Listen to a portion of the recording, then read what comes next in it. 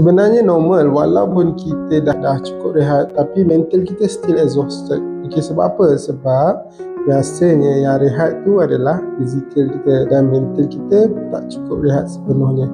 So, ini 3 tips macam mana nak bagi otak kita relax sikit. Nombor 1, cuba try buat social media detox. Dengan cara ni, dia boleh buatkan otak kita lebih relax sikit daripada terima banyak sangat information setiap hari. So, by reducing all the information, dia membantu otak kita lebih relax. Okay. Nombor 2, cuba tukarkan aktiviti online tu kepada offline. For example, kalau you suka membaca online kan, you baca artikel atau sebagainya, tukarkan kepada offline.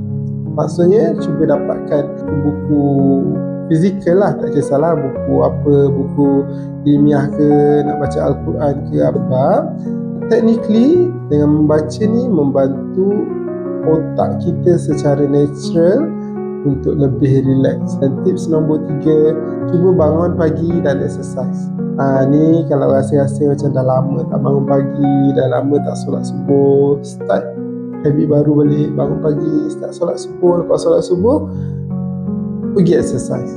Pergilah, nak jogging ke, nak brisk walking ke, nak grounding ke, pergi. Sebab apa? Sebab scientifically, cahaya matahari pagi ni sebenarnya bagi vitamin D untuk kita, dan vitamin D ni sangat baguslah untuk diri kita, terutamanya untuk bagikan ketenangan dan bagi otak kita relax sikit. Okay?